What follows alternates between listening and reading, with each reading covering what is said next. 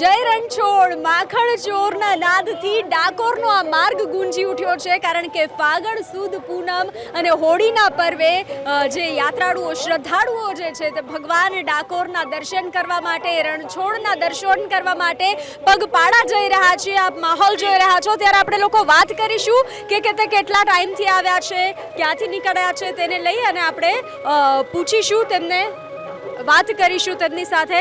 ક્યાંથી આવ્યા છો? અમે રાણીપ અમદાવાદથી 30 વર્ષ થઈ ગયા અમે સંઘ લઈને નીકળીએ છીએ અને દરેક જગ્યાએ આનંદ કરતાં કરતાં ફાગણ પૂનમનો મેળો ભરપૂર આનંદથી ઉજવીએ છીએ.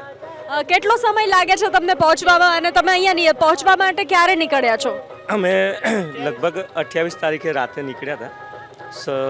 4 તારીખે અમે ધજા ચડાવીશું, પછી પાછા વળીશું. 4 દિવસ જેવું થાય છે અમારે. તમને કેવું લાગે છે અત્યારે?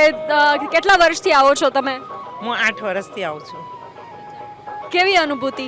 બહુ જ સરસ રહે છે આવવા માટે. સાક્ષાત પ્રભુ દર્શન આપે છે અમને તો.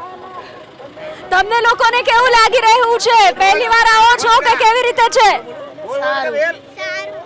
સારું લાગે છે. સારું લાગે છે. પહેલી વાર આવ્યા છો કે બીજી વાર? 5 વર્ષથી આવું. 5 વર્ષથી આવો છો. અરે વાહ. રસ્તામાં સેવા કેમ્પનો ને એનો કેવો અનુભવ થયો તમને? સરસ અનુભવ છે અને અમે રસોડું પણ સાથે લઈને નીકળીએ છીએ, એટલે અમને ક્યાંય બીજી કોઈ સેવાની જરૂર પડતી નથી. એટલે સેવા કરવાવાળા ઘણા છે અને બહુ સારી સેવાઓ આપે છે લોકો.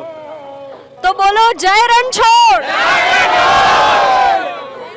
તો જય રણછોડના નાદથી આ માર્ગ ગુંજી ઉઠ્યો છે અને દરેક શ્રદ્ધાળુઓ એક શ્રદ્ધા સાથે, એક વિશ્વાસ સાથે એ રણછોડ રાયના દર્શન કરવા માટે નીકળી પડ્યા છે.